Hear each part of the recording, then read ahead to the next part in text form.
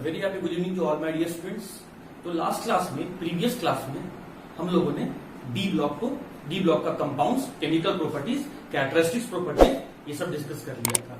अब हम लोग इस चैप्टर का बिल्कुल लास्ट सेक्शन पे आ गए हैं। इसमें हम लोग को एक पर्टिकुलर कंपाउंड पढ़ना है स्टूडेंट, और वो पर्टिकुलर कंपाउंड का नाम है पोटासियम डाइक्रोमेट। तो इस कंपाउंड से रिलेटेड इंट्रोडक्शन बेसिस पर पहले हम लोग कुछ पॉइंट्स को देख लेते हैं। सबसे पहले हम लोग ये जानेंगे कि पोटासियम डाइक्रोमेट का मॉलिक्यूलर फॉर्मूला क्या है। तो स्टूडेंट, पोटासियम डाइक्रोमेट का जो मॉलिक्यूलर फॉर्मूला है वो है K2Cr2O7। Now this compound is known as the potassium dichromate. K stand for the potassium, chromium इसका आपका सफिक्स जो है वो 2 है, इसीलिए डाइक्रोमियम। और जब कभी भी ऑक्सीजन मोर देन 1 एटम रहता है नेगेटिव चार्ज, तो नाम के पीछे सफिक्स वाला पोर्शन में 8 लग जाता है, और इस तरीके से इसका नाम हो गया पोटासियम डाइक्रोमेट। कलर, मैंने आपको बताया था स्टूडेंट कि ट्रांजिशन मेटल या उसके बनाए गए कंपाउंड्स कलर्ड होते हैं ड्यू टू डी ट्रांजिशन। तो उसी तरीके से पोटासियम डाइक्रोमेट में जो सेंट्रल मेटल क्रोमियम है, वो जो कंपाउंड बनाया है वो भी कलर्ड होगा। और अगर हम इस कंपाउंड के पर्टिकुलर खास कलर के बारे में बात करें तो इसका जो कलर होगा वो कलर है आपका ऑरेंज कलर कंपाउंड। अब आता स्टूडेंट हम लोग का third point, that is oxidation state of central metal atom. इस कंपाउंड में जो सेंट्रल मेटल एटम है उसका ऑक्सीडेशन स्टेट कैलकुलेट करना है। तो इस कंपाउंड में सेंट्रल मेटल एटम हम लोग का क्रोमियम है, और क्रोमियम का जब आप ऑक्सीडेशन स्टेट कैलकुलेट करेंगे तो ये ऑक्सीडेशन स्टेट आपका +6 आएगा। चलिए अब ये देख लेते हैं कि +6 कैसे आया।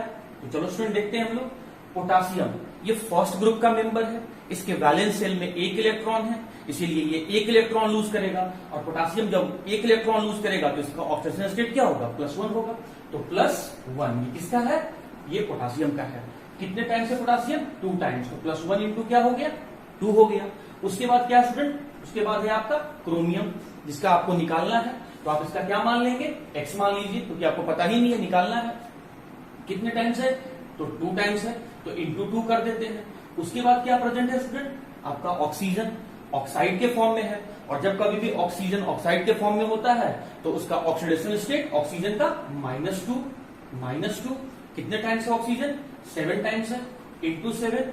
और इन सभी एटम्स का सम जो होना चाहिए वो 0 होना चाहिए। या आप ये कह लो कि देखो इसके ऊपर कोई चार्ज नहीं लिखा हुआ है, इसीलिए इक्वल टू 0 कर दो। अब इसको सॉल्व कर लेते हैं। +1 इंटू 2 क्या हो गया? 2, प्लस x इंटू 2 क्या हो गया स्टूडेंट? 2x, -2 इंटू 7 क्या हो गया? -14, इक्वल्स टू क्या हो गया? 0। यहां से फिर कैलकुलेट करोगे तो 2x -12 इक्वल्स टू 0।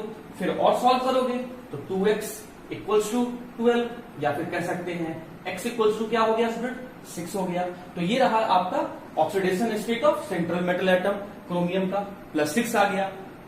अब जो क्रोमियम है वो अपना हाईएस्ट ऑक्सीडेशन स्टेट शो कर रहा है। अगर आप याद करेंगे स्टूडेंट, जहां मैंने आपको वेरिएबल ऑक्सीडेशन स्टेट बताया था, तो उस वेरिएबल ऑक्सीडेशन स्टेट में मैंने आपको बताया था कि क्रोमियम जो है वो +1, +2, +3, +4, +5, +6 भी शो करता है। अरे अगर आपको कॉन्फ़िगरेशन याद होगा क्रोमियम का, तो आर्गन 3d5 4s1 होता है स्टूडेंट क्रोमियम का इलेक्ट्रॉनिक कॉन्फ़िगरेशन।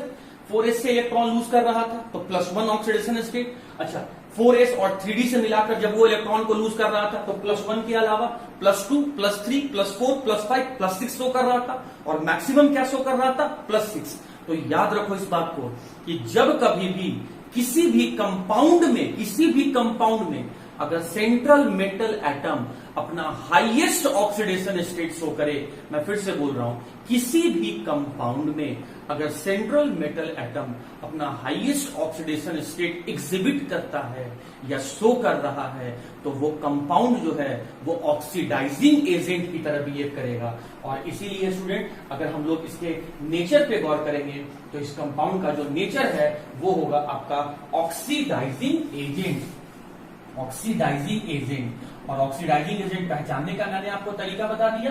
कंपाउंड में सेंट्रल मेटल एटम को देखो, उसका ऑक्सीडेशन स्टेट कैलकुलेट करो, और अगर वो oxidation state highest value show कर रहा है, then definitely that particular compound will behaves as the oxidising agent. और ऑक्सीडाइजिंग एजेंट का मतलब क्या हुआ, जो दूसरे को ऑक्सीडाइज करे और खुद को रिड्यूस करे। मेरी बातों को ध्यान से सुनना। ऑक्सीडाइजिंग एजेंट का मतलब है जो दूसरे को ऑक्सीडाइज करे और खुद को रिड्यूस करे। Oxidises other but reduces itself is known as the oxidising agent. अच्छा, दूसरे को ऑक्सीडाइज करने का मतलब क्या होता है, या तो दूसरे को ऑक्सीजन दे रहा है या दूसरे से हाइड्रोजन या इलेक्ट्रॉन ले रहा है, इसको कहते हैं ऑक्सीडेशन करवाना। तो दूसरे को ऑक्सीडाइज करेगा, खुद को रिड्यूस करेगा। Oxidises other and reduces itself is known as the oxidising agent. And the very simple trick to identify oxidizing agent is to just calculate the oxidation state of central metal atom, and if that particular central metal atom shows the highest value of oxidation state, then definitely that particular compound will behave as the oxidizing agent. अब आते हैं student हम लोग इसका last point, preparation. Preparation को समझने के लिए हमें कुछ छोटा सा पॉइंट याद रखना पड़ेगा। तो वो ट्रिक क्या है, आइए पहले उसको, प्रिपरेशन को समझने से पहले एक छोटा लाइन में हम उसको ट्रिक याद कर लेते हैं और फिर वेरी सिंपल मैनर में हम लोग इसका प्रिपरेशन। स्टूडेंट्स, तो हम लोग 5th पॉइंट पे आ गए, प्रिपरेशन। और प्रिपरेशन डायरेक्ट समझने से पहले कुछ पॉइंट्स हम लोग अपने ट्रिक बेसिस पर इसको याद रख लेते हैं। होता क्या है कि पोटासियम डाइक्रोमेट को प्रिपेयर किया जाता है वो 3 डिफरेंट स्टेप्स में कंप्लीट किया जाता है। ये मल्टी स्टेप रिएक्शन है, ये कॉम्प्लेक्स रिएक्शन। अच्छा, इसमें करते क्या है, सबसे पहले स्टूडेंट हम लोग क्रोमाइट ओर लेते हैं। सबसे पहले हम लोग क्रोमाइट ओर लेते हैं और उस क्रोमाइट ओर को हम लोग क्रोमेट में कन्वर्ट करते हैं। क्रोमेट में कन्वर्ट करते हैं। पहले हम लोगों ने फर्स्ट स्टेप में हम लोगों ने क्या लिया, हम लोगों ने फर्स्ट स्टेप में क्रोमाइट ओर लिया। उस क्रोमाइट ओर को हम लोगों ने किसमें कन्वर्ट किया, क्रोमाइट ओर को हम लोगों ने क्रोमेट में कन्वर्ट किया। स्टेप 1 में हम लोग ये करेंगे। फिर क्या करेंगे, इस क्रोमेट को स्टूडेंट हम लोग अब डाई क्रोमेट में कन्वर्ट करेंगे। डाई क्रोमेट में कन्वर्ट करेंगे, डाई क्रोमेट में। और फर्दर इस डाई क्रोमेट को हम लोग लास्ट में पोटासियम डाइक्रोमेट में कन्वर्ट कर देंगे। पोटासियम डाइक्रोमेट में कन्वर्ट कर देंगे। तो अगर आप ये सिंपल फ्लो चार्ट याद रखते हैं ट्रिक के फॉर्म में, तो आप पोटासियम डाइक्रोमेट का कंप्लीट प्रिपरेशन याद रख सकते हैं और एग्जामिनेशन पॉइंट ऑफ व्यू से इंपॉर्टेंट है। देखिए, फर्स्ट स्टेप में मैंने क्या किया, क्रोमाइड ओर से क्रोमेट में कन्वर्ट किया। सेकेंड स्टेप में मैंने क्या किया, क्रोमेट से डाइक्रोमेट में कन्वर्ट किया। और थर्ड स्टेप में मैंने क्या किया स्टूडेंट, डाइक्रोमेट को हमने पोटासियम डाइक्रोमेट में कन्वर्ट किया। अब आते हैं इसका हम लोग रिएजेंट। तो रिएजेंट जो स्टूडेंट हम लोग को यहाँ पर यूज करना है क्रोमाइड ओर से क्रोमेट में कन्वर्ट करने के लिए, वो है आपका sodium carbonate in the presence of oxygen. तो रिएजेंट अगर आप याद रख लेते हैं, रिएक्टेंट और प्रोडक्ट अगर आप याद रख लेते हैं, तो बहुत आसानी से आप रिएक्शन को कंप्लीट कर सकते हैं। तो सोडियम कार्बोनेट और क्रोमाइड ओर को जब हम रोस्टिंग करेंगे, और याद कीजिए मेटलर्जी चैप्टर में मैंने आपको रोस्टिंग पढ़ाया था, जहां पर मैंने बताया था heating in the presence of air और oxygen is known as the roasting. तो क्रोमाइड और सोडियम कार्बोनेट के मिक्सचर को हम लोग रोस्टिंग करेंगे, तो वो किस में कन्वर्ट हो जाएगा, क्रोमेट में। फिर सेकेंड स्टेप में हम लोग यहाँ पर रिएजेंट क्या यूज करेंगे, क्रोमेट से डाइक्रोमेट में कन्वर्ट करने के लिए H2SO4 सल्फ्यूरिक एसिड यूज करेंगे। और फर्दर डाइक्रोमेट से पोटासियम डाइक्रोमेट में कन्वर्ट करने के लिए हम लोग यहाँ पर एक सॉल्ट लेंगे जिसका नाम है पोटासियम क्लोराइड। तो ये 3 स्टेप का रिएक्शन विथ 3 डिफरेंट रिएजेंट्स अगर आप याद रखते हैं स्टूडेंट, तो आपका प्रिपरेशन बहुत आसान हो जाएगा। इसमें मैं कुछ अपने से एक पॉइंट जोड़ना चाहता हूं। यहाँ पर जो स्टूडेंट क्रोमेट है, यहाँ पर जो आप क्रोमेट देख रहे हैं, ये बेसिकली आपका सोडियम क्रोमेट है, या आप इसको भी याद कीजिए सोडियम क्रोमेट में कन्वर्ट करना है। उसके बाद यहाँ जो डाइक्रोमेट है, ये भी आपका सोडियम डाइक्रोमेट ही है, और फर्दर जो है आपका वो पोटासियम डाइक्रोमेट है। तो फर्स्ट स्टेप क्रोमाइड और into sodium chromate with the help of reagent sodium carbonate in the presence of air. Then second step is conversion of sodium chromate into sodium dichromate in the presence of reagent sulfuric acid. And the last and third step is the conversion of sodium dichromate into potassium dichromate in the presence of reagent potassium chloride. तो अगर आप ये बातों को याद रखते हैं student, 3 step को याद रखते हैं, तो आसानी से रिएक्शन कर सकते हैं। उसके बाद आप क्या करना, इसका फॉर्मूला देख लेना। क्रोमाइड ओर का फॉर्मूला होता है स्टूडेंट FeO.Cr2O3, ये हुआ आपका क्रोमाइट ओर का फॉर्मूला, इसको याद रखना। अच्छा क्रोमेट, क्रोमेट का फॉर्मूला क्या होता है? CrO4 2-। देखो पहले फॉर्मूला तो आपको एक बार दो बार याद करना पड़ेगा, प्रैक्टिस करना पड़ेगा। तो जो क्रोमेट है, नीचे जो लाइन में मैंने क्रोमेट लिखा है, क्रोमेट का फॉर्मूला क्या है? CrO4 2-। अच्छा इस क्रोमेट के साथ क्या जुड़ा हुआ है? सोडियम। तो यहां मैंने आगे यहां पर लिखा स्टूडेंट सोडियम, और फर्स्ट ग्रुप का मेंबर है सोडियम के वैलेंस शेल में एक ही इलेक्ट्रॉन है, एटॉमिक नंबर 11 2 8 1, इसका कॉन्फ़िगरेशन है। वैलेंस शेल में एक इलेक्ट्रॉन है तो ये एक ही इलेक्ट्रॉन लूज करेगा, इसलिए सोडियम को मैंने Na+ के फॉर्म में लिखा। अब ये चार्ज को इधर क्रॉस कर दो और ये चार्ज को आप इधर क्रॉस कर दो, तो ये बन जाएगा आपका Na2Cr O4। तो सोडियम क्रोमेट का फॉर्मूला क्या हो गया? Na2Cr O4। उसके बाद आते हैं स्टूडेंट हम लोग डाइक्रोमेट की तरफ। तो डाइक्रोमेट का फॉर्मूला पहले आपको याद रखना है। तो देखिए जो आपका क्रोमेट का फॉर्मूला था, क्रोमेट में क्या था? यहां पर एक ऑक्सीजन था, लेकिन यहां पर क्या लिखा हुआ है? डाई, मतलब 2 क्रोमियम आ जाएगा, 2 क्रोमियम आ जाएगा, 2 क्रोमियम आ जाएगा। अब ऑक्सीजन का नंबर कितना है स्टूडेंट? ऑक्सीजन का नंबर 4 है, लेकिन अब 2 क्रोमियम आ गया है तो यहां पर ऑक्सीजन का नंबर डबल हो जाएगा। तो 4 × 2 क्या हो गया स्टूडेंट? 8। लेकिन एक ऑक्सीजन जो है वो दोनों क्रोमियम के बीच में कॉमन रखता है। एक ऑक्सीजन जो है स्टूडेंट डाइक्रोमेट में, एक ऑक्सीजन जो है वो दोनों क्रोमियम के बीच में कॉमन रखता है, इसलिए यहां पर 8 ना होकर यहां पर आपका O7 रखता है, O7 रखता है डाइक्रोमेट में। उस डाइक्रोमेट के साथ क्या लिखा हुआ है? सोडियम। और सोडियम के लिए मैंने क्या लिखा स्टूडेंट?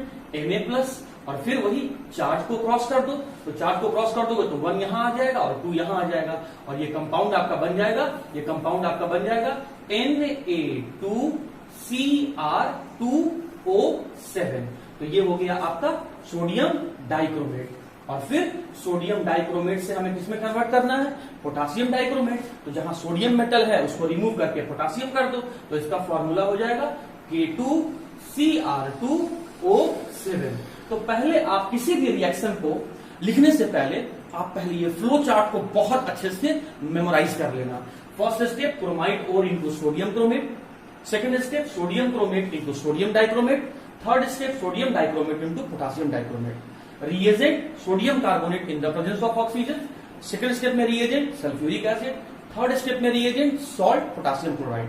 क्रोमाइट ओर का फॉर्मूला FeO.Cr2O3, सोडियम क्रोमेट का formula Na2Cr O4, sodium dichromate का फॉर्मूला Na2Cr2O7 और पोटासियम डाइक्रोमेट का फॉर्मूला K2Cr2O7।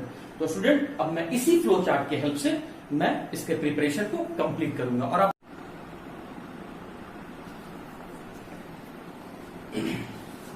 ओके स्टूडेंट्स, तो 3 डिफरेंट स्टेप में हम लोग पोटासियम डाइक्रोमेट के रिएक्शन को, प्रिपरेशन को देखेंगे। फर्स्ट स्टेप में क्या था? क्रोमाइट ओर को मुझे क्रोमेट में कन्वर्ट करना है by the help of reagent sodium carbonate. तो सबसे पहले तो भैया आप क्रोमाइट ओर का फॉर्मूला लिखो, फॉर्मूला आपको पता होना चाहिए FeO.Cr2O3। इसी का नाम है स्टूडेंट आपका क्रोमाइट ओर, इसी का नाम है आपका क्रोमाइट ओर। और क्रोमाइट ओर के लिए आपको रिएजेंट क्या लेना है? रिएजेंट आपको लेना है सोडियम कार्बोनेट, और इस मिक्सचर का क्या करना है? रोस्टिंग करना है। रोस्टिंग का क्या मतलब होता है? एयर के प्रेजेंस में, ऑक्सीजन के प्रेजेंस में इसको क्या करना है स्टूडेंट? हम लोग को हीट करना है। तो ये आप काम कर लिए, जैसा जो सबस्ट्रेट था, सबस्ट्रेट को लिखा, उसके लिए रिएजेंट लिए और प्रोसेस में आप रोस्टिंग किए, तो उस तरीके से आप तीनों कंपाउंड्स को लिख लिए, तीनों मॉलिक्यूल को आप यहाँ पर लिख लिए। एक बात स्टूडेंट, आपको इसका कोफिशिएंट याद रखना पड़ेगा, कोफिशिएंट के थोड़ा सा मेहनत करना पड़ेगा, कोफिशिएंट आपको याद रखना पड़ेगा।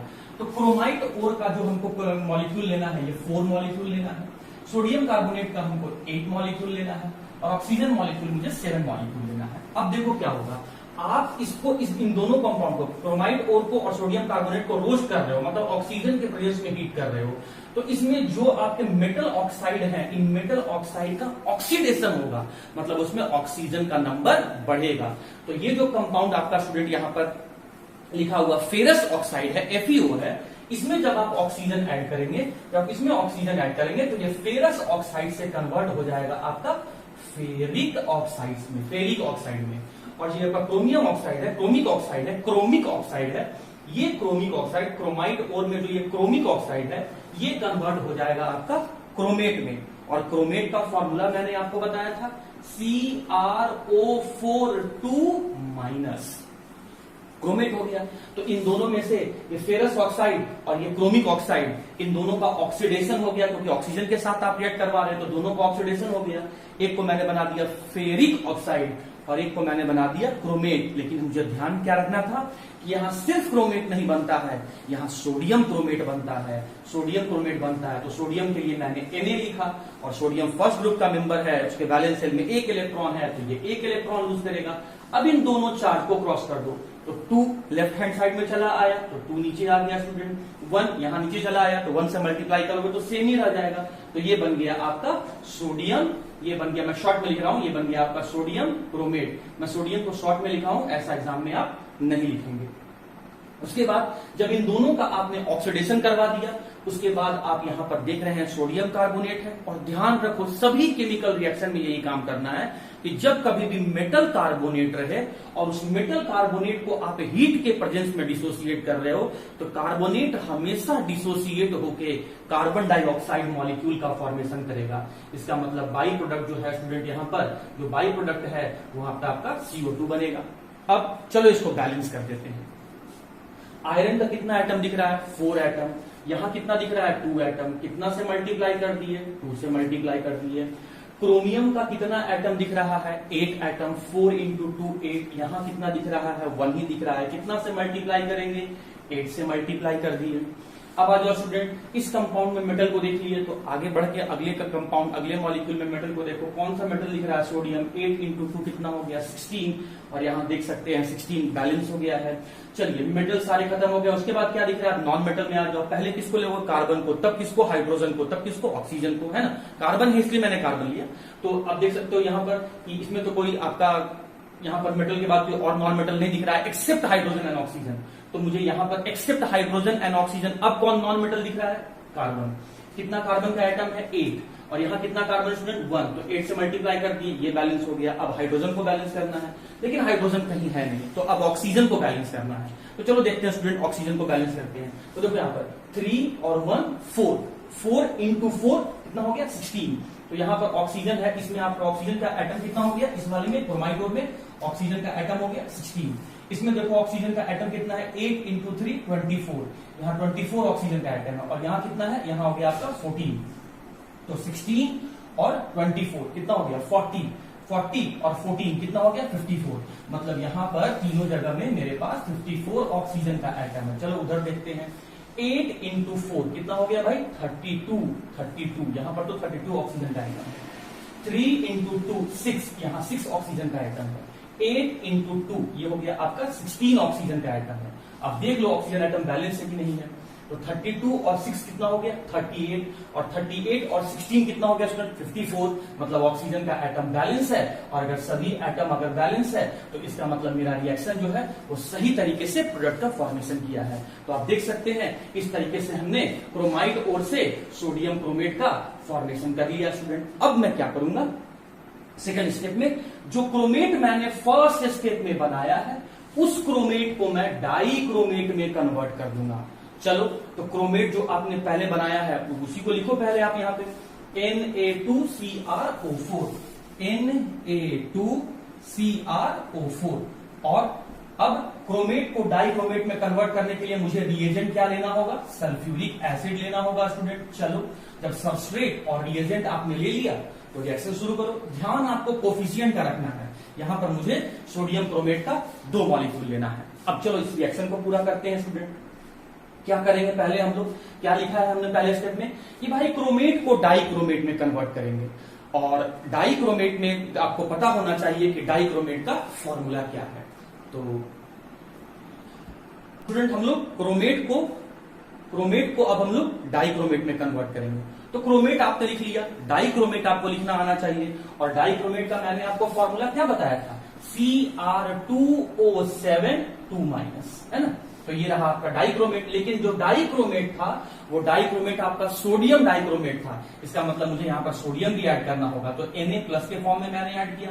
फिर चार्ज को क्रॉस कर दो तो 2 यहाँ नीचे आ जाएगा आपका यहाँ पे, और 1 जो है आपका वो राइट साइड में चला जाएगा। 1 चला गया राइट साइड में और 2 आ गया आपका लेफ्ट साइड में। तो ये बन गया आपका सोडियम डाइक्रोमेट। पहला काम आपने कर लिया। उसके बाद और देखो ध्यान दो स्टूडेंट, यहां पर सोडियम का कितना एटम था, 4 एटम था। यहां पर आपने कितना कंज्यूम किया, 2 ही कंज्यूम किया है, मतलब 2 आपके पास और बचा हुआ है। चलो इसमें से हम लोग और देख लेते हैं। तो यहां पर आप पहले एक बात को दिमाग में रखो कि जब आपने क्रोमेट को डाइक्रोमेट में कन्वर्ट कर दिया, उसके बाद देखो क्या हाइड्रोजन और ऑक्सीजन अवेलेबल है। हाँ अवेलेबल है। तो इसका मतलब है स्टूडेंट कि हाइड्रोजन और ऑक्सीजन अगर है तो वो कंबाइन करके आपका क्या बनाएगा, वाटर मॉलिक्यूल का फॉर्मेशन बनाएगा, वाटर मॉलिक्यूल का फॉर्मेशन करेगा। तो हाइड्रोजन ऑक्सीजन भी कंज्यूम हो गया। अब देखो एक बात और, आपने पहले क्रोमेट से डाइक्रोमेट में कन्वर्ट किया तो इसमें 4 सोडियम एटम में से 2 सोडियम एटम कंज्यूम हो गया, मतलब 2 सोडियम एटम आपका अभी और बचा हुआ है। अब देखो यहां पर इसमें से जब 2 सोडियम, इस लेफ्ट वाले में से कंपाउंड में से 2 सोडियम बचा हुआ है, राइट वाले में से क्या बचा हुआ है, हाइड्रोजन का यूज हो गया वाटर बनाने में, सल्फेट बचा हुआ है। तो ये हो जाएगा आपका जो बचा हुआ कंपाउंड है, जो बचा हुआ सोडियम है, इस सल्फेट के साथ कंबाइन करके सोडियम सल्फेट Na2SO4 का फॉर्मेशन कर लेगा। अब इसको आप बैलेंस कर दो तो यहाँ पर 4 सोडियम का एटम है, यहाँ 2 और यहाँ 2, मतलब सोडियम आपका बैलेंस है। उसके बाद यहाँ देख सकते हैं सोडियम के बाद क्रोमियम है, 2 क्रोमियम एटम है, यहाँ भी 2 क्रोमियम एटम बैलेंस है। जब मेटल हो गया तो नॉन मेटल में आ जाओ, एक्सेप्ट हाइड्रोजन एंड ऑक्सीजन। चलो एक्सेप्ट हाइड्रोजन एंड ऑक्सीजन, और कोई नॉन मेटल है नहीं, एक्सेप्ट हाइड्रोजन एंड ऑक्सीजन। जो नॉन मेटल हमको दिख रहा है वो सल्फर, सल्फर यहाँ है नहीं, यहाँ पर एक सल्फर है, मतलब सल्फर भी मेरा बैलेंस है। अब हम हाइड्रोजन को बैलेंस करेंगे, इसमें हाइड्रोजन है नहीं, इसमें 2 हाइड्रोजन है, और यहाँ देख सकते हैं 2 हाइड्रोजन, हाइड्रोजन भी बैलेंस हो गया। अब आता है ऑक्सीजन का, तो 4 इंटू 2, 8 ऑक्सीजन एटम यहाँ पर है, और यहाँ 4, मतलब 12 ऑक्सीजन एटम लेफ्ट साइड में है, 12 ऑक्सीजन एटम लेफ्ट साइड में है, 12 ऑक्सीजन एटम आपका लेफ्ट साइड में है। अब इधर आ जाओ, इसमें कितना है 7 ऑक्सीजन एटम, इसमें कितना है 4 ऑक्सीजन एटम, और इसमें कितना है 1 ऑक्सीजन एटम। तो 1 प्लस 4 5, और 5 प्लस 7 12, मतलब ऑक्सीजन एटम भी आपका बैलेंस है। और इस तरीके से आपने क्या किया स्टूडेंट कि क्रोमेट को, सोडियम क्रोमेट को आपने सोडियम डाइक्रोमेट में कन्वर्ट कर लिया। अब थर्ड स्टेप में क्या करना है, सोडियम डाइक्रोमेट को आपको पोटासियम डाइक्रोमेट में कन्वर्ट करना है। तो सोडियम डाइक्रोमेट जो आपने ऊपर लिखा है उसको नीचे लेके आओ, Na2Cr2O7, उसमें आपको कन्वर्ट किसमें करना है, पोटासियम डाइक्रोमेट। लेकिन इसके लिए आपको रिएजेंट क्या लेना है, सॉल्ट लेना है। क्या नाम है इसका, KCl लेना है। एक बात है, आपको स्टिचोमेट्री याद रखना पड़ेगा, कोफिशिएंट याद रखना पड़ेगा, और सॉल्ट का कितना मॉलिक्यूल लेना है, 2 मॉलिक्यूल ले लिए। अब चलो स्टूडेंट, आपको तो पहला लाइन में पता है कि प्रोडक्ट क्या बनने वाला है, डाइक्रोमेट से पोटासियम डाइक्रोमेट, मतलब सोडियम डाइक्रोमेट से पोटासियम डाइक्रोमेट। तो सोडियम डाइक्रोमेट में से सोडियम को हटाओ और पोटासियम को जोड़ दो, तो ये हो जाएगा स्टूडेंट आपका यहाँ पर K2Cr2O7। अब ये जब पोटासियम डाइक्रोमेट आपका बन गया, उसके बाद आप देखो और क्या बचा हुआ है। तो Na आप देख सकते हैं स्टूडेंट, यहाँ पर अभी Na यूज नहीं हुआ है, Na बचा हुआ है, मतलब Na बचा हुआ है। क्रोमियम का पूरा Cr2O7 ये यूज हो गया, मतलब इस सबस्ट्रेट मॉलिक्यूल में से सोडियम बचा हुआ है। इसमें से आप क्या देख रहे हैं स्टूडेंट यहाँ पर कि पोटासियम यूज हो गया, इसका मतलब सिर्फ आपका क्लोरीन बचा हुआ है। तो ये जो 2 सोडियम एटम है, ये 2 क्लोरीन एटम के साथ कंबाइन करके 2 मॉलिक्यूल ऑफ NaCl का फॉर्मेशन करेगा। और ये जो कंपाउंड है, जो पोटासियम डाइक्रोमेट बना, ये ऑरेंज कलर कंपाउंड है।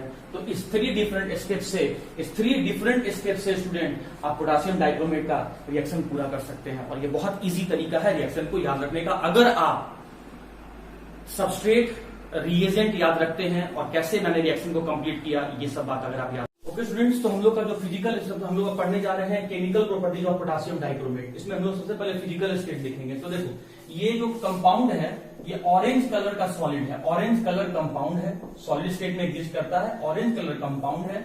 इसका जो मेल्टिंग पॉइंट है इसका 669 केल्विन, और ये जो है ये लेस सॉल्यूबल होता है कोल्ड वाटर में, less soluble in cold water but more soluble in hot water, but more soluble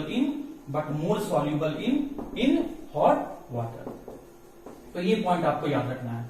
लेकिन इससे भी कहीं ज्यादा इंपॉर्टेंट पॉइंट है सेकेंड पॉइंट, जहां पर हम लोग देखेंगे action of alkali, action of alkali and acid. देखो, अल्कली का मतलब होता है स्ट्रॉन्ग बेस। तो इसमें होता क्या है कि पोटासियम डाइक्रोमेट और पोटासियम क्रोमेट दोनों के बीच में एक रिलेशन होता है। क्या रिलेशन है स्टूडेंट, देखो आप यहां पर potassium dichromate that is K2Cr2O7 में जब हम अल्कली ऐड करते हैं, strong base like potassium hydroxide को ऐड करते हैं, पोटासियम हाइड्रोक्साइड का 2 मॉलिक्यूल ऐड करते हैं, तो ये जो मेरा स्टूडेंट पोटासियम डाइक्रोमेट है ये कन्वर्ट हो जाता है पोटासियम क्रोमेट में। और पोटासियम क्रोमेट लिखने का मैंने आपको तरीका बताया था, पहले क्रोमेट लिखो, क्रोमेट को आप क्या लिखोगे CrO4 2- और पोटासियम है तो उसके लिए क्या लिखोगे K+, बस चार्ज को क्रॉस कर दो, ये 1 यहां चला जाएगा और फिर ये 2 आपका लेफ्ट हैंड साइड में चला आएगा, तो ये बन गया आपका पोटासियम क्रोमेट।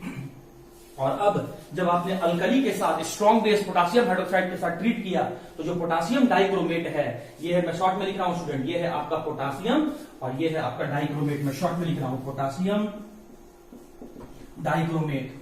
तो ये किसमें कन्वर्ट हो जाएगा, ये आपका कन्वर्ट हो जाएगा पोटासियम क्रोमेट में, पोटासियम क्रोमेट में। और अब उसके बाद देखो कि इसमें और क्या बच रहा है, तो हाइड्रोजन और ऑक्सीजन भी अवेलेबल है, तो इसका मतलब जो है आपका यहां पर वाटर मॉलिक्यूल का भी फॉर्मेशन होगा, वाटर मॉलिक्यूल का भी फॉर्मेशन होगा और रिमेनिंग आप यहां से आप इसको बैलेंस कर सकते हो। तो आप देख सकते हो स्टूडेंट यहां पर कि पोटासियम का यहां पर 2 और यहां 2 मतलब 4 पोटासियम का एटम है, तो यहां आप 2 से मल्टीप्लाई कर दो। उसके बाद आप क्या देख रहे हैं, पोटासियम के बाद क्रोमियम है, तो यहाँ 2 क्रोमियम का एटम है और 2 से मल्टीप्लाई करते ही क्रोमियम भी बैलेंस हो गया। उसके बाद जब मेटल को बैलेंस कर लिए तो नॉन मेटल को, लेकिन नॉन मेटल में हाइड्रोजन ऑक्सीजन को छोड़कर बचे हुए नॉन मेटल को बैलेंस करना है। हाइड्रोजन ऑक्सीजन के अलावा कोई और नॉन मेटल नहीं है, हाइड्रोजन ऑक्सीजन के अलावा और कोई नॉन मेटल नहीं है। तो चलो अब आता है हाइड्रोजन को बैलेंस करने का, इसमें हाइड्रोजन है नहीं, इसमें हाइड्रोजन है, कितना हाइड्रोजन का एटम है, 2 हाइड्रोजन का एटम है, मतलब हाइड्रोजन आपका बैलेंस है। अब आता है इसमें आपका ऑक्सीजन का, इसमें 7 ऑक्सीजन का एटम और इसमें 2 ऑक्सीजन का एटम, मतलब टोटल हो गया 9 ऑक्सीजन का एटम। और यहाँ देख सकते हैं आप यहाँ पर कि 4 into 2 दैट इज 8 ऑक्सीजन का एटम और यहाँ पर हुआ 9 ऑक्सीजन का एटम। इसका मतलब है स्टूडेंट कि जब आप पोटासियम डाइक्रोमेट में अल्कली ऐड करते हैं तो वो पोटासियम क्रोमेट में कन्वर्ट होता है, या इसी को ऐसे लिखा रहता है किताब में कि when orange color potassium dichromate या when alkali is added to the orange color potassium dichromate, when alkali is added to potassium dichromate then the orange color compound converts into yellow color compound due to conversion of potassium dichromate into potassium chromate। और जब left से right गए आप base add करके, तो जब आप right से लेफ्ट आएंगे तो आपको एसिड ऐड करना होगा, मतलब जब पोटासियम डाइक्रोमेट में हम फर्दर एसिड को ऐड करेंगे तो ये वापस अपने ऑरेंज कलर को गेन कर लेगा due to formation of the potassium. Okay students, तो वही बात मैंने बोला कि जब आप अल्कली ऐड करोगे पोटासियम डाइक्रोमेट में तो वो पोटासियम क्रोमेट में कन्वर्ट हो जाएगा, मतलब ऑरेंज कलर कंपाउंड कन्वर्ट हो जाएगा येलो कलर में। राइट से लेफ्ट में आ जाओ, जब लेफ्ट से राइट बेस ऐड किए थे तो राइट से लेफ्ट में एसिड ऐड करो, तो हम लोग क्या करेंगे, पोटासियम डाइक्रोमेट में हम लोग सल्फ्यूरिक एसिड को ऐड करेंगे। कोफिशिएंट आपको याद रखना पड़ेगा कि पोटासियम क्रोमेट का आपको 2 मॉलिक्यूल लेना पड़ेगा। हाँ जी, तो होगा क्या कि पोटासियम क्रोमेट जिसका कलर खुद येलो कलर है, जब आप उसमें एसिड ऐड करेंगे तो वापिस ऑरेंज कलर कंपाउंड में, ये और yellow colour compound orange colour compound में कन्वर्ट हो जाएगा due to formation of potassium dichromate. और पोटासियम डाइक्रोमेट का फॉर्मूला मैंने आपको बताया था K2Cr2O7। उसके बाद आप क्या देख रहे हैं कि हाइड्रोजन और ऑक्सीजन है, तो इसका मतलब है स्टूडेंट कि आपका वाटर मॉलिक्यूल तो जरूर बनेगा। अब बैलेंस कर देते हैं, ठीक है, लेकिन रुक जाओ, अभी आपने इस पोटासियम और क्रोमियम को लेकर आप यहां पर पोटासियम डाइक्रोमेट का फॉर्मेशन कर दिए और फिर उसके बाद ऑक्सीजन इसमें बचा, तो ऑक्सीजन और हाइड्रोजन को देखते हुए आप यहां पर वाटर मॉलिक्यूल का फॉर्मेशन कर लिए। लेकिन आप गौर करें स्टूडेंट कि आप यहां पर पोटासियम का 4 एटम लिए थे, आप यहां पर 2 ही एटम यूज किए हो, मतलब 2 पोटासियम आपका और बचा हुआ है, पोटासियम का 2 एटम और बचा हुआ है, तो इसमें से आपका पोटासियम बचा हुआ है और इसमें से अगर आप गौर करोगे तो आपका सल्फेट बचा हुआ है, तो remaining potassium will combine with the sulphate to form the K2SO4। और अब देख लेते हैं बैलेंस है कि नहीं है। पोटासियम का 4 एटम है यहाँ पर, यहाँ 2 और यहाँ 2, मतलब पोटासियम बैलेंस है। क्रोमियम का देख लो, क्रोमियम का 2 एटम है यहाँ पे, यहाँ भी क्रोमियम का 2 एटम है, क्रोमियम भी आपका बैलेंस है। जब मेटल को बैलेंस कर लिए तो नॉन मेटल में आ जाओ। नॉन मेटल में हाइड्रोजन ऑक्सीजन को छोड़कर पहले बैलेंस करना है, तो हाइड्रोजन ऑक्सीजन के अलावा और कोई नॉन मेटल यहाँ इसमें तो नहीं है। इसमें आपको सल्फर दिख रहा है, सल्फर का 1 एटम है, यहाँ भी सल्फर का 1 एटम है, मतलब आपका सल्फर यहाँ पर बैलेंस है। उसके बाद आप देख लीजिए यहाँ पे हाइड्रोजन को, तो हाइड्रोजन का यहाँ पर 2 एटम है और यहाँ पे देख सकते हैं हाइड्रोजन का आपका 2 एटम है। अब आ गया आपका ऑक्सीजन का, तो 4 into 2 8 ऑक्सीजन एटम और यहाँ 4 ऑक्सीजन एटम, मतलब टोटल हो गया आपका 12 ऑक्सीजन एटम। यहाँ 7, यहाँ 8 और यहाँ 4, मतलब आपका ऑक्सीजन एटम भी बैलेंस है। और यहाँ से बना आपका पोटासियम क्रोमेट और यहाँ जो कन्वर्ट होकर बना ये बना आपका पोटासियम डाइक्रोमेट। और ये पोटासियम डाइक्रोमेट का कलर क्या है? ये आपका कलर है ऑरेंज कलर। तो यहां से आपको क्या याद रखना है स्टूडेंट कि जब आप पोटासियम डाइक्रोमेट में अल्कली ऐड करोगे तो orange colour compound yellow colour compound में कन्वर्ट हो जाता है due to conversion of potassium dichromate into potassium chromate. लेकिन वापिस अगर ऑरेंज कलर को रीस्टोर करना चाहते हो तो इसी पोटासियम क्रोमेट में आप एसिड को ऐड कर दो, तो जो येलो कलर कंपाउंड है वो वापस ऑरेंज कलर कंपाउंड में कन्वर्ट हो जाएगा due to conversion of potassium chromate into potassium dichromate. तो इस तरीके से स्टूडेंट आपका फिजिकल प्रॉपर्टीज भी इसका कंप्लीट हो गया, केमिकल प्रॉपर्टीज भी कंप्लीट हो गया। अब इसका हम लोग देखते हैं रेस्ट प्रॉपर्टीज में क्या है, ऑक्सीडाइजिंग बिहेवियर इसका। ओके स्टूडेंट्स, तो फिजिकल स्टेट और एक्शन ऑफ अल्कली देखने के बाद थर्ड वेरी इंपॉर्टेंट प्रॉपर्टीज हम लोग डिस्कस करने वाले हैं, जिसका नाम है ऑक्सीडाइजिंग नेचर। मतलब पोटासियम डाइक्रोमेट जो है वो अपने साथ में आने वाले कंपाउंड का ऑक्सीडेशन करवा देगा। किस किस का करवाएगा स्टूडेंट? दैट इज आयोडाइड को ये ऑक्सीडाइज करेगा आयोडीन में। कैसे मालूम चला कि ये ऑक्सीडाइज हो गया? तो आपको याद रखना होगा कि ऑक्सीडेशन का मीनिंग क्या होता है।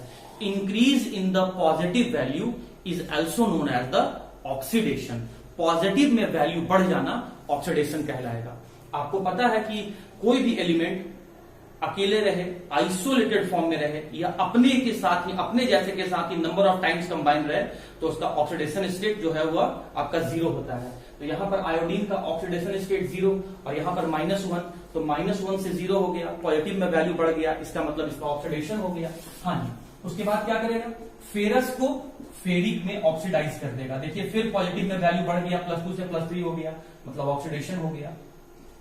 हाइड्रोजन सल्फाइड को सल्फर में कन्वर्ट कर देगा। यहां सल्फर का ऑक्सीडेशन स्टेट -2 क्रॉस करके लाया मैं, और यहां सल्फर अकेले है, आइसोलेटेड फॉर्म में है, तो यहां पर ये 0। तो आप देख सकते हैं फिर से पॉजिटिव में वैल्यू बढ़ गया, इसका मतलब ऑक्सीडेशन हो गया। उसके बाद स्टैनस STANNOUS,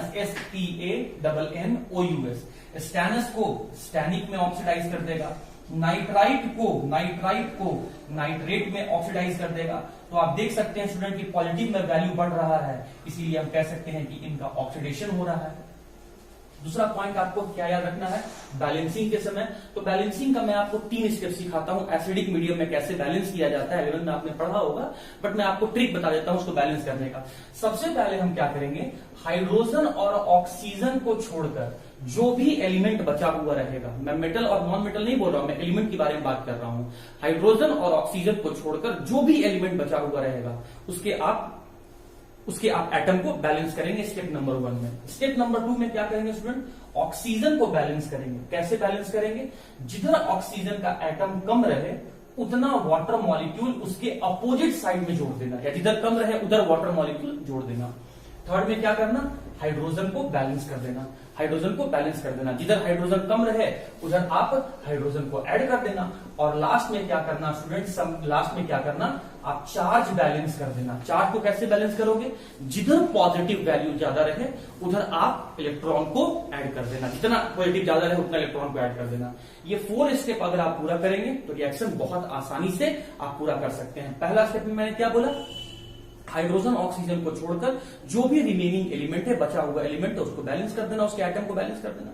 सेकंड में ऑक्सीजन को बैलेंस करना। कैसे? जिधर ऑक्सीजन कम पड़ रहा है, जितना ऑक्सीजन कम है उतना वाटर मॉलिक्यूल को ऐड कर देना। और थर्ड में हाइड्रोजन को बैलेंस करना। जितना हाइड्रोजन कम पड़ रहा है उतना वहां पर H+ को ऐड कर देना, उतना आप वहां पर H+ को ऐड कर देना। और लास्ट में क्या करना? चार्ज बैलेंस करना। और चार्ज कैसे बैलेंस करना स्टूडेंट? चार्ज बैलेंस करना कि जिधर पॉजिटिव वैल्यू ज्यादा हो रहा है उस साइड में जितना पॉजिटिव ज्यादा हो रहा होगा उतना इलेक्ट्रॉन जोड़ देना। तो चलो ये 4 स्टेप में आपको रिएक्शन करके दिखाता हूं। एक बात स्टूडेंट आप और याद रखो कि पोटासियम डाइक्रोमेट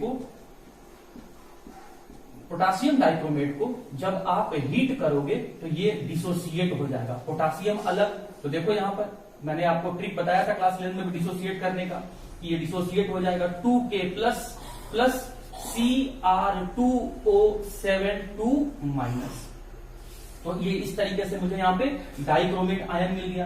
पोटासियम डाइक्रोमेट से पोटासियम हटा दो तो ये डाइक्रोमेट। मैं यहाँ पे डाइक्रोमेट क्यों लेके आया हूँ, क्योंकि आपके एग्जाम में आयनिक इक्वेशन पूछता है और आयनिक इक्वेशन के लिए आपको पता होना चाहिए कि पोटासियम डाइक्रोमेट आयनिक फॉर्म में मतलब डाइक्रोमेट के फॉर्म में कैसे एग्जिस्ट करता है। तो अब मैं यहाँ पर यहाँ से डाइक्रोमेट लूंगा, यहाँ ये कंपाउंड दिया हुआ है, आयंस दिया हुआ है, इसको लूंगा और इन दोनों के बीच में मैं रिडॉक्स रिएक्शन कंप्लीट करूंगा, मतलब रिडक्शन ऑक्सीडेशन करवाता रहूंगा। डाइक्रोमेट का मैं रिडक्शन करवाऊंगा और इन कंपाउंड्स का मैं यहाँ पे ऑक्सीडेशन करता हूँ। स्टूडेंट पहले मैं क्या करूंगा, आयोडाइड का आयोडीन में ऑक्सीडेशन करवाऊंगा। तो मैं पोटासियम डाइक्रोमेट को आयनिक फॉर्म में डाइक्रोमेट फॉर्म में मैं यहाँ लिख रहा हूँ Cr2O7 2-। किसको ऑक्सीडाइज करना है, आयोडाइड को। आयोडाइड को किसमें ऑक्सीडाइज कर देगा स्टूडेंट, आयोडीन में ऑक्सीडाइज कर देगा। यहां ऑक्सीडेशन हुआ तो इसके लिए मैं शॉर्ट में लिख रहा हूं OHR, that is oxidation half reaction. तो अगर ये रिएक्शन आपका ऑक्सीडेशन है तो इसका मतलब ये रिडक्शन होगा। और आपको याद रखना है इस पॉइंट को कि डाइक्रोमेट जब कभी अपना खुद का रिडक्शन करवाएगा तो ये क्रोमियम ट्राइवैलेंट आयन में कन्वर्ट हो जाएगा। तो ये क्या हो गया आपका रिडक्शन हाफ रिएक्शन, और इसे मैं यहाँ पे शॉर्ट में यहाँ पर RHR लिख दे रहा हूँ, रिडक्शन हाफ रिएक्शन। इस चार्ज को मैं यहाँ से हटा दे रहा हूँ स्टूडेंट, ताकि आप कंफ्यूज मत होना। 4 स्टेप पूरा करना है बैलेंस करने के लिए। चलो अब मैं स्टार्ट करता हूँ। सबसे पहले मैं क्या करूंगा, एलिमेंट को बैलेंस करूंगा हाइड्रोजन ऑक्सीजन को छोड़कर। तो हाइड्रोजन ऑक्सीजन के अलावा यहाँ कौन सा एलिमेंट दिख रहा है, क्रोमियम। कितना एटम है, 2। यहाँ कितना एटम है, 1 ही एटम है क्रोमियम का। तो कम किधर दिख रहा है, राइट हैंड साइड में, तो 2 से यहाँ मल्टीप्लाई कर दिए, बैलेंस हो गया एलिमेंट क्रोमियम। अब यहाँ देखो आयोडीन कितना है, लेफ्ट साइड में 1, राइट साइड में कितना है 2, मतलब लेफ्ट साइड में कम है तो 2 से मल्टीप्लाई कर दिए। फर्स्ट स्टेप हम लोग का हो गया। सेकंड में किसको बैलेंस करना है, ऑक्सीजन को। कैसे बैलेंस करना है, जिधर ऑक्सीजन कम रहे उधर उतना वाटर मॉलिक्यूल ऐड कर दो। लेफ्ट साइड में कितना ऑक्सीजन है, 7, राइट साइड में कितना ऑक्सीजन है, नहीं है, मतलब राइट साइड में 7 ऑक्सीजन कम है, तो हम यहाँ पर 7 वाटर मॉलिक्यूल को ऐड कर दिए। Reduction oxidation reduction half reaction को पूरा करने के बाद ऑक्सीडेशन हाफ रिएक्शन में देखो कहीं भी ऑक्सीजन नहीं है, मतलब ऑक्सीजन इसका बैलेंस है। थर्ड में क्या है, हाइड्रोजन को बैलेंस करना है। जिधर हाइड्रोजन कम पड़ने लगे उधर H प्लस प्रोटोन को या हाइड्रोनियम का नाम है, हाइड्रोनियम को ऐड कर देंगे। क्या इधर हाइड्रोजन है, नहीं। क्या इधर हाइड्रोजन है, कितना हाइड्रोजन है, 14, 7 into 2 14, मतलब राइट हैंड साइड में 14 हाइड्रोजन है, लेकिन लेफ्ट हैंड साइड में आपका एक भी हाइड्रोजन नहीं है, मतलब लेफ्ट हैंड साइड में आपका हाइड्रोजन कम पड़ रहा है। तो क्या ऐड करोगे, प्रोटोन। कितना ऐड करोगे, जितना कम पड़ रहा है उतना ऐड करेंगे, 14, दैट इज हम यहाँ पर 14 H प्लस 14 प्रोटोन को ऐड कर दिए। आप देख सकते हैं नीचे वाले रिएक्शन में जिसमें ऑक्सीडेशन हाफ रिएक्शन हो रहा है उसमें हाइड्रोजन है ही नहीं, मतलब बैलेंस है। ये 3 स्टेप पूरा करने के बाद मुझे चार्ज बैलेंस करना है बाय एडिशन ऑफ इलेक्ट्रॉन। तो आप देख सकते हो इसके ऊपर कितना नेगेटिव चार्ज दिख रहा है स्टूडेंट, 2 नेगेटिव, और यहाँ कितना पॉजिटिव है, 14 into 1 14, तो प्लस 14 और -2, प्लस 14 और -2, प्लस 14 और -2, कितना हो गया है आपका प्लस 12। तो यहाँ पर नेट पॉजिटिव आपको दिख रहा है प्लस 12। अब यहाँ पे आ जाओ, 2 into 3, यहाँ पर दिख रहा है आपका प्लस 6, और इसके ऊपर तो कोई चार्ज नहीं है, तो प्लस 12 और प्लस 6 में से आपका रिमेनिंग कितना बचा, प्लस 6, और वो किधर ज्यादा है, वो ज्यादा है आपका लेफ्ट हैंड साइड में। तो इसका मतलब प्लस 6 यहाँ पर ज्यादा है, तो जिधर पॉजिटिव ज्यादा है उधर इलेक्ट्रॉन को जोड़ेंगे, और कितना इलेक्ट्रॉन को ऐड करेंगे, जितना पॉजिटिव ज्यादा है उतना ही। तो 6 पॉजिटिव इधर से आपका ज्यादा है, इसीलिए हमने यहाँ पर 6 इलेक्ट्रॉन को 6 मोल इलेक्ट्रॉन को मैंने यहाँ पर ऐड कर दिया। यही काम आपको नीचे वाले में करना है। 2 into 1 दैट इज -2 चार्ज यहाँ पर है। यहाँ पर चार्ज क्या है, 0। अब बताओ यहाँ पर आपका चार्ज ज्यादा किधर है, तो बिगर वैल्यू माइनस स्मॉलर वैल्यू कर दो। तो बिगर वैल्यू कौन है, 0, स्मॉलर वैल्यू कौन सा है, -2, तो 0 -2 कितना हो जाएगा, 2 आपका हो रहा है 0, अरे बिगर वैल्यू माइनस स्मॉलर वैल्यू, तो स्मॉलर वैल्यू कितना है, -2, सॉल्व करने में कितना आएगा आपका, यहाँ पे आएगा आपका +2, मतलब 2 पॉजिटिव यहाँ पर ज्यादा है, तो जिधर पॉजिटिव ज्यादा है उधर आप इलेक्ट्रॉन ऐड कर दो। कितना इलेक्ट्रॉन ऐड कर दो, जितना पॉजिटिव ज्यादा है उतना ही इलेक्ट्रॉन ऐड करना है, कर दिए। अब स्टूडेंट आपको क्या यहाँ दिमाग में बात याद रखना है कि number of electron loss should be equal to the number of electron gain, है ना। ये इलेक्ट्रॉन का लॉस किया, ये इलेक्ट्रॉन का गेन किया, तभी आप यहाँ ऐड कर रहे हैं, लॉस किया तभी इसको बाहर निकाल के दिखा रहे हैं। तो number of electron should be equal to number of electron gain. तो इसके लिए आप यहाँ पर देखिए इलेक्ट्रॉन का कोफिशिएंट कितना है, 6, यहाँ कितना है 2, तो आप क्या करें, क्रॉस मल्टीप्लाई कर दें, या फिर आप डायरेक्ट कर सकते हैं कि अगर ये सिंप्लीफाई हो रहा है तो 2 into 3 6, 2 इंटू 3 ये 6, तो 3 से जब 3 रिमेनिंग आ गया तो 3 से नीचे वाले को आप मल्टीप्लाई कर दे। तो मैं यहाँ पे क्या कर रहा हूँ, 6 इलेक्ट्रॉन लाने के लिए इंटू 3 यहाँ पे कर दिया। तो ये जो आपका जो यहाँ जो नीचे वाला रिएक्शन ऑक्सीडेशन हाफ रिएक्शन है, ये क्या हो गया, 3 से मल्टीप्लाई करते ही ये हो गया स्टूडेंट आपका 3 इंटू 6 आयोडाइड, यहाँ हो गया आपका 3 आयोडीन मॉलिक्यूल, और ये हो गया आपका 6 इलेक्ट्रॉन। अब मैं इसे सम कर दूंगा, नेट कर दूंगा, तो यहाँ पर जो राइट हैंड साइड में 6 मोल इलेक्ट्रॉन है वो लेफ्ट हैंड साइड से कैंसिल हो गया। अब जो रिमेनिंग है उसको ऐड करते चलेंगे और लिखेंगे, कैसे लिखेंगे, एक बार ऊपर और एक बार नीचे। तो यहाँ से ऊपर से क्या आ गया, Cr2O7 2 माइनस, ऊपर हो गया, नीचे में आ जाओ प्लस 6I माइनस, फिर ऊपर चलो तो ये हो गया आपका 14H प्लस, 14H प्लस, फिर नीचे आओ, कुछ नहीं बचा तो गिव्स। चलो फिर ऊपर से आओ, जो पहले लिखा उसी का कंपोनेंट पहले लिखना, 2 mole of chromium trivalent ion हो गया। फिर नीचे आ जाओ, यहाँ क्या लिखा, आयोडीन I2, फिर ऊपर चलो 7 मॉलिक्यूल ऑफ वाटर, फिर अब नीचे आओ, इसके बाद यहाँ तो कैंसिल हो गया, अब रिमेनिंग उधर कुछ बचा हुआ नहीं है। तो अब देख लो ये जो रिएक्शन है स्टूडेंट, यही रिएक्शन आपको एग्जाम में लिख के दिखाना है, आपको ये स्टेप करके वहां बैलेंस करके नहीं दिखाना है। अब लास्ट में देख लेना वेरीफाई करने के लिए कि आपके सभी एटम बैलेंस है कि नहीं है। 2 क्रोमियम एटम, यहाँ भी 2 क्रोमियम, मतलब क्रोमियम बैलेंस है। उसके बाद देखो आयोडीन का कितना एटम दिख रहा है, यहाँ पर 6 दिख रहा है। यहाँ पर आप देख सकते हैं कि आयोडीन का यहाँ से आपका दिख रहा है 3I2 था, तो यहाँ मैं 3I2 यहाँ लिख दिया, तो हाँ देख सकते हैं 6 आयोडीन है, यहाँ पे 3I2 है, मतलब 6 आयोडीन आपका यहाँ पे बैलेंस है। अब देख लो हाइड्रोजन को, यहाँ 14 हाइड्रोजन है और 7 इंटू 2 यहाँ भी 14 हाइड्रोजन है। अब ऑक्सीजन को देख लो, यहाँ पर 7 ऑक्सीजन का एटम है और यहाँ देख लो 7 ऑक्सीजन का एटम है। तो इस तरीके से आपका रिएक्शन बैलेंस है और आप आने की क्वेश्चन को कंप्लीट कर सकते हैं। मैं आता हूं लेकिन दूसरे, चलिए ध्यान से देखिएगा। फिर पोटासियम डाइक्रोमेट क्या करने वाला है, या डाइक्रोमेट आयन क्या करेगा, फेरस को फेरिक में ऑक्सीडाइज करेगा। तो स्टूडेंट पहले आपको क्या करना है, क्रोमेट डाइक्रोमेट लिखना है, Cr2O7 2 माइनस। ये खुद अपने आप को रिड्यूस करेगा, लेकिन दूसरे के साथ जो दूसरे इसके साथ रिएक्ट करने आ रहा है उसको ऑक्सीडाइज करेगा। किसको ऑक्सीडाइज करेगा, फेरस को किसमें ऑक्सीडाइज किया, फेरिक में ऑक्सीडाइज किया। और ऑक्सीडाइज किया मतलब इस रिएक्शन को हम लिखेंगे ऑक्सीडेशन हाफ रिएक्शन। चलो, और अगर ये फेरस को फेरिक में ऑक्सीडाइज किया, दूसरे को ऑक्सीडाइज किया तो खुद को रिड्यूस करेगा, और जब ये खुद को रिड्यूस करेगा तो किसमें कन्वर्ट कर लेगा, क्रोमियम ट्राइवैलेंट आयन, और ये हो गया आपका रिडक्शन हाफ रिएक्शन। अब शुरू करते हैं बैलेंसिंग का तरीका। सबसे पहले हाइड्रोजन और ऑक्सीजन को छोड़कर जो भी एलिमेंट है उसको बैलेंस करना है। क्रोमियम का कितना एटम दिख रहा है, 2, उधर कितना दिख रहा है राइट साइड में, एक भी नहीं, तो 2 से मल्टीप्लाई करके बैलेंस हो गया। आयरन का कितना एटम दिख रहा है, 1 1, मतलब रिएक्शन नीचे वाले में तो बैलेंस है। अब चलो एलिमेंट बैलेंस हो गया तो ऑक्सीजन को बैलेंस करेंगे। जिधर ऑक्सीजन कम पड़ रहा है उधर वाटर मॉलिक्यूल ऐड करेंगे। यहाँ कितना ऑक्सीजन दिख रहा है, 7, राइट साइड में कितना ऑक्सीजन है, एक भी नहीं, तो कितना ऑक्सीजन आपको ऐड करना है, 7 ऑक्सीजन ऐड करना है, लेकिन किस फॉर्म में, वाटर मॉलिक्यूल के फॉर्म में। तो ये हो गया फ्रेंड आपका 7 molecule of H2O, water molecule. नीचे में तो ऑक्सीजन है नहीं, मतलब बैलेंस है। थर्ड में आ जाओ, हाइड्रोजन को बैलेंस करना है। जिधर हाइड्रोजन कम पड़ रहा है उधर प्रोटॉन H+ या हाइड्रोनियम को ऐड करना है। इधर तो हाइड्रोजन है ही नहीं। इधर राइट साइड में देखोगे तो 7 इंटू 2 14 हाइड्रोजन है, मतलब लेफ्ट हैंड साइड में हाइड्रोजन कम पड़ रहा है, इसीलिए मैंने यहाँ पर हाइड्रोजन को बैलेंस करने के लिए H+ जोड़ा। और कितना H+ जोड़ा स्टूडेंट, 14 कम रहा है तो मैंने 14H+ को ऐड कर दिया। नीचे में हाइड्रोजन है ही नहीं, मतलब बैलेंस है। जब ये 3 स्टेप पूरा कर लोगे तो लास्ट में चार्ज को बैलेंस करना है। चार्ज कैसे बैलेंस किया जाता है, बाय एडिशन ऑफ इलेक्ट्रॉन। और इलेक्ट्रॉन किधर ऐड करते हैं, जिधर पॉजिटिव का वैल्यू ज्यादा है। और कितना इलेक्ट्रॉन ऐड करते हैं, जितना पॉजिटिव ज्यादा है उतना इलेक्ट्रॉन को ऐड करेंगे। चलो तो देखो यहाँ पर स्टूडेंट इसके ऊपर चार्ज क्या दिख रहा है, 2 नेगेटिव, और इसके ऊपर चार्ज क्या दिख रहा है, 14 इंटू 1 14, मतलब यहाँ पर आपका +14 है और यहाँ पर 2 है। तो नेट चार्ज कितना हो गया, +12 हो गया। नेट चार्ज तो +12 हो गया, तो मैं यहाँ पर लिख देता हूँ, यहाँ पर net charge left hand side में +12 है। राइट हैंड साइड में देखिए 2 इंटू 3 +6 यहाँ पर हो गया, और इसके ऊपर कोई चार्ज नहीं है, 0।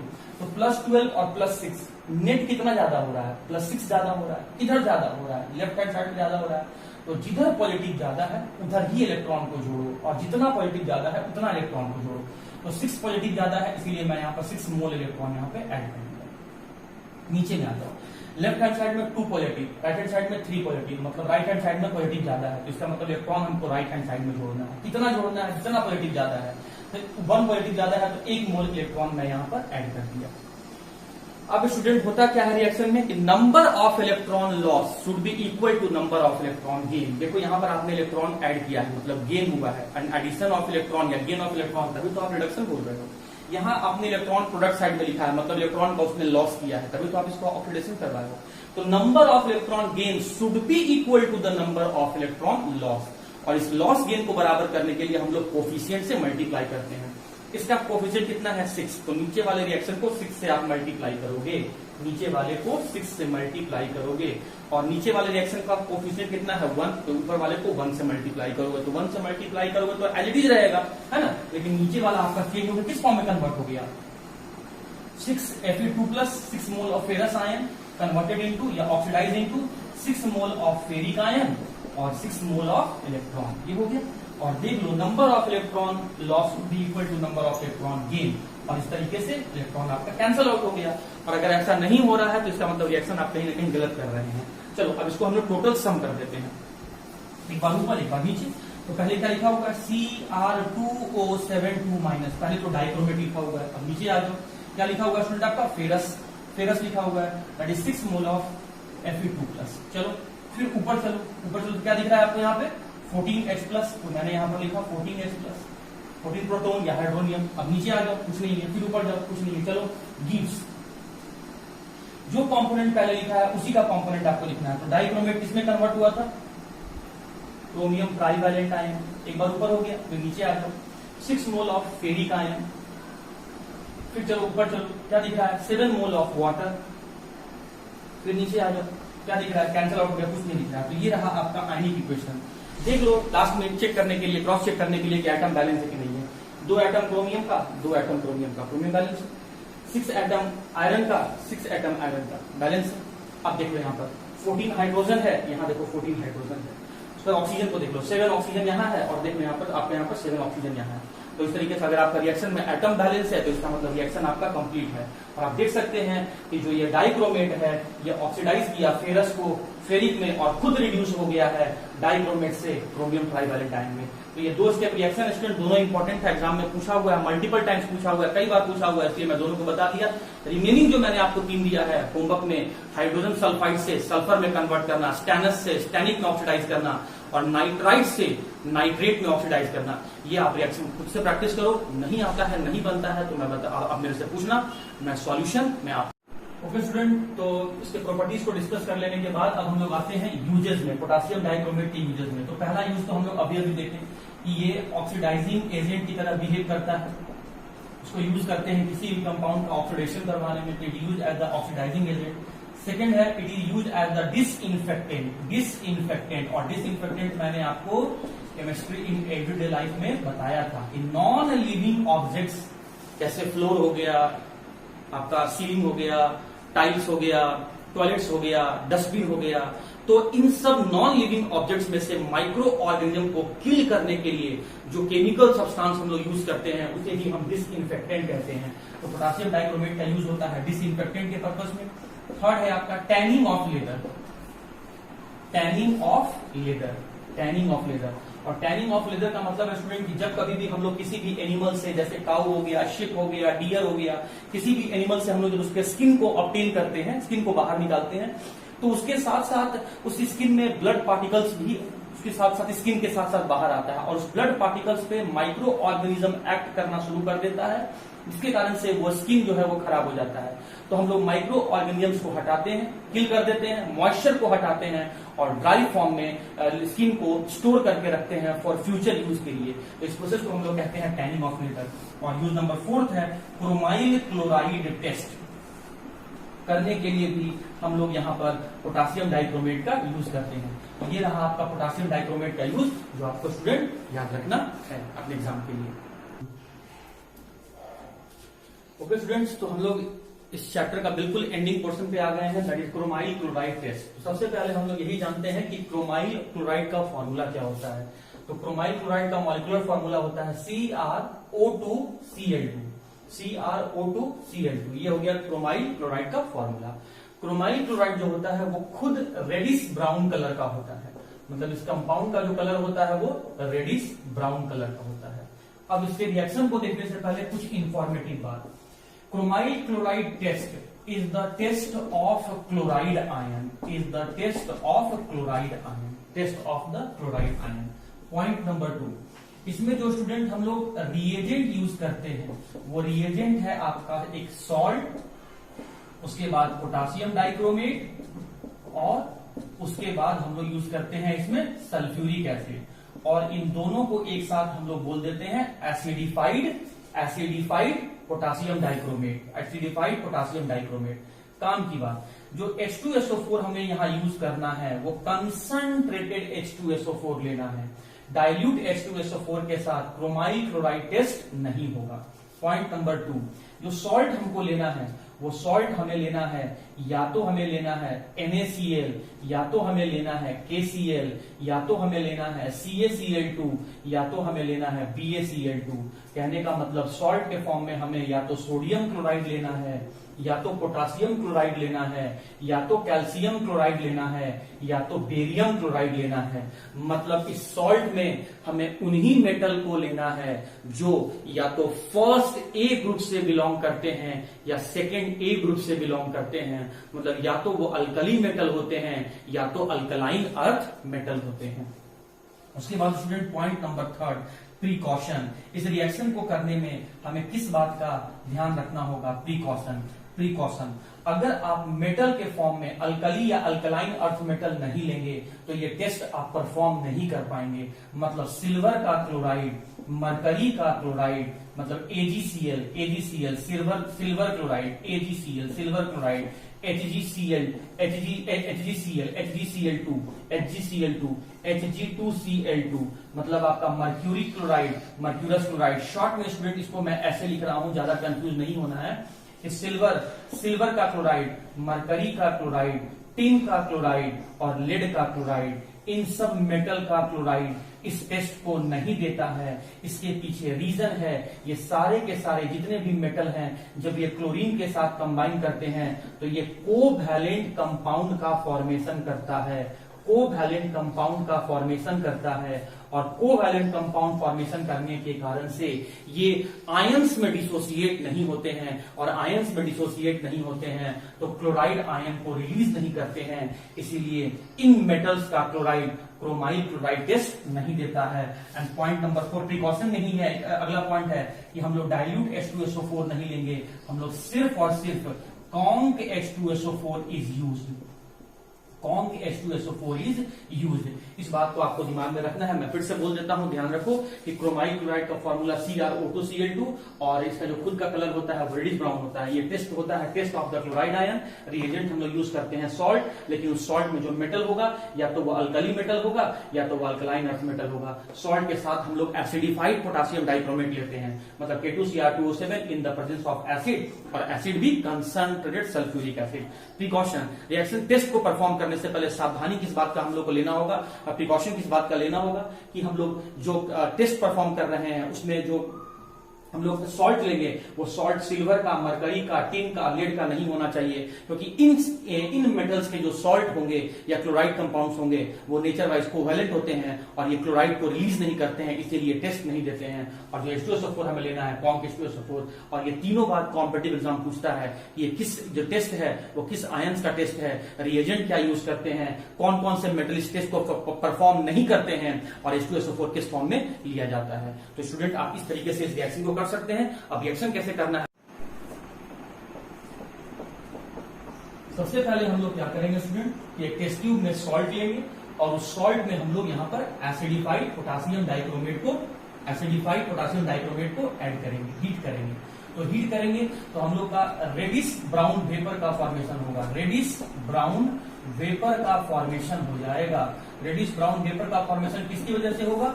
क्रोमाइल क्लोराइड के बनने से होगा। तो ये आपको करना है फर्स्ट स्टेप में कि जब आप सॉल्ट में एसिडिफाइड पोटासियम डाइक्रोमेट ऐड करके हीट करेंगे तो रेडिश ब्राउन कलर का वेपर का फॉर्मेशन होगा।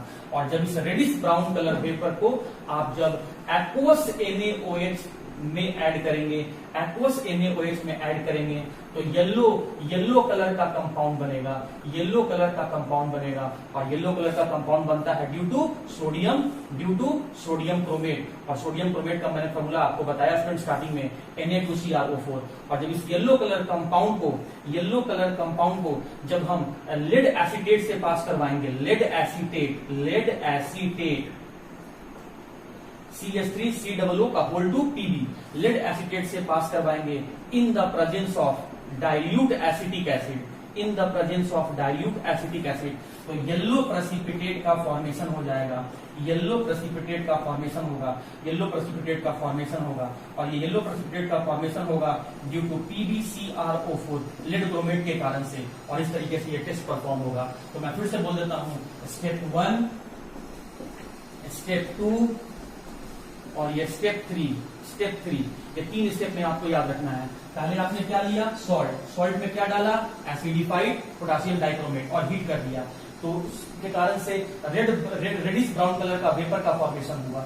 उस रेडिश ब्राउन वेपर को आप एक्वस NaOH से पास करवाएं तो येलो कलर का कंपाउंड बन गया। और उस येलो कलर को कंपाउंड को जब आप लेड एसिटेट से पास करवाएं तो ये येलो प्रेसिपिटेट का फॉर्मेशन हो गया। रेडिश ब्राउन किसकी वजह से बना था, क्रोमाइल क्लोराइड। सारा क्वेश्चन एग्जाम में पूछता है, रेडिश ब्राउन किसकी वजह से बनता है, क्रोमाइल क्लोराइड। येलो कलर किसकी वजह से बनता है, सोडियम क्रोमेट। और येलो प्रेसिपिटेट किसकी वजह से बनता है, लेड क्रोमेट। कौन कौन सा मेटल के क्लोराइड इस टेस्ट को परफॉर्म नहीं करते हैं, कौन H2SO4 ही क्यों लिया जाता है। तो ये और ये जो टेस्ट है वो किस आयन का टेस्ट है, तो ये रहा आपका पूरा क्रोमाइल क्लोराइड टेस्ट, जो मैं आपको रिएक्शन के फॉर्म में आपके नोट्स में लिख के दे चुका हूं स्टूडेंट। तो उम्मीद करता हूं क्रोमाइल क्लोराइड टेस्ट आपको समझ में आ गया होगा। और इस तरीके से आपका ये चैप्टर पूरे तरीके से कंप्लीट हो गया। और हम लोग कल से अब next chapter coordination compound start करेंगे।